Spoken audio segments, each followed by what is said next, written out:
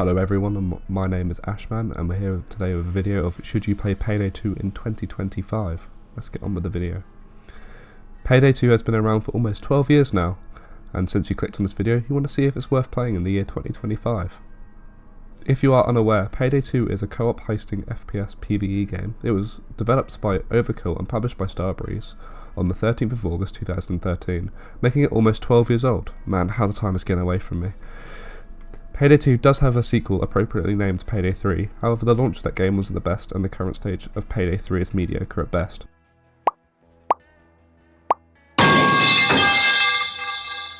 With most fans of the series sticking with Payday 2. So since Payday 2 is a co-op game, how is the player base doing? Pretty well actually. At the time of writing this script, the average numbers of players per day is around 23,000.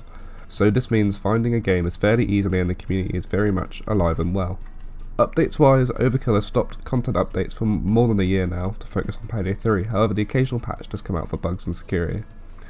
However, if you run out of content or want a different UI or gameplay, the modding scene is very much alive and well.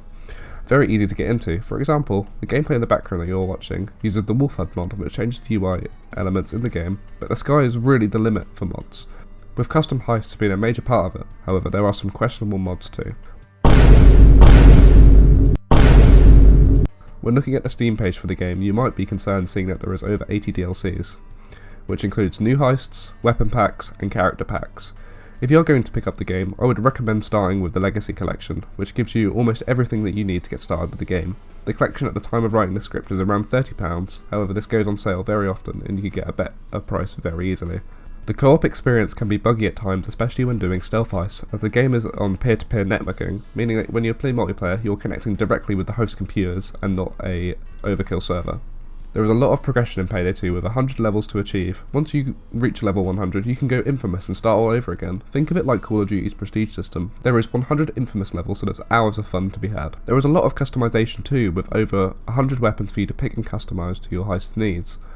There are lots of builds to pick from, with a vast skill tree and perk deck system. There is really a build for every player. You can go from a sneaky assassin with a silenced pistol to guns blazing with a minigun. The game can be played solo too if playing with friends is not your style. However, when going loud, the crew AI can be, well, janky at times. However, it's a lot better than what it was at launch. So if you can live with the unusual pathing and weird hitboxes, it can be a blast solo, as you can see from the gameplay in the background. Bugs and issues can happen from time to time, and funny weird physics as well. You just have to remember that this game is over 10 years old now, and the game engine may not be up to modern standards, but the game is still in the hearts of fans and hours of fun can be had with this almost masterpiece of a game. With that said, the soundtrack by Viklund is one of the best gaming soundtracks of all time in my opinion. Here are some examples from the tracks from the game.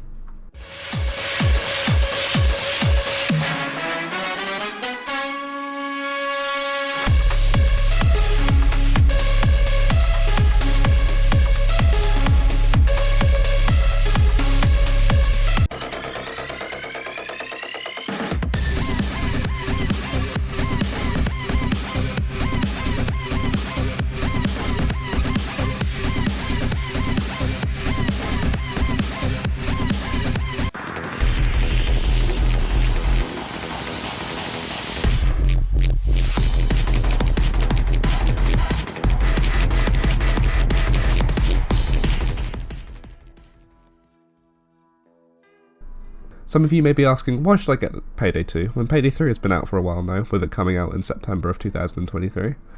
Payday 3 launched with a modern engine, improved gunplay and new mechanics. However, it had an incredibly rocky start at launch. Payday 3 lacked content and had always online requirements and struggled with matchmaking. Meanwhile in Payday 2 it has over 10 years of content and offline play. This makes it more of a reliable experience, thus why the majority of the player base is sticking with the second installment of the game. With that said, if Overkill keeps on track and improves Payday 3 with content and updates, it might eventually surpass Payday 2, but at the present day here in 2025, Payday 2 still has a place in your Steam library.